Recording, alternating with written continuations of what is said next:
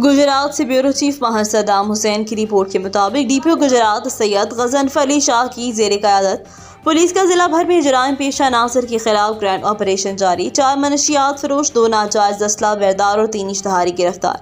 तफसीलात के मुताबिक डीपीओ गुजरात सैयद गजनफर अली शाह की जेर क़यादत गुजरात पुलिस का जिला भर में जराइम पेशा नासर के खिलाफ ग्रैंड ऑपरेशन जारी है।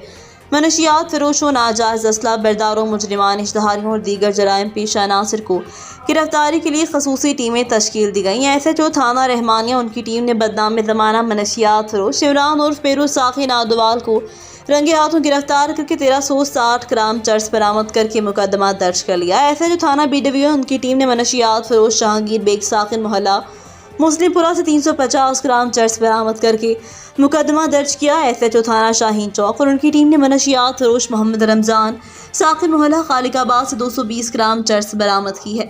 SHO थाना सिटी सराय आलमगीर ने नाजायज असला बरदार सुबहान नवी से पिस्टल 30 बोर बरामद करके मुकदमा दर्ज कर दिया।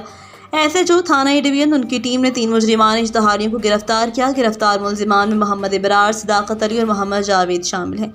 डीपीओ गुजरात सैयद गजनफर अली शाह का कहना कि ज़िला को जराइम पेशा नासर से पाक करके अमन अमान का गहवारा बनाने के लिए तमाम वसाइल बरोए कार लाए जा रहे हैं।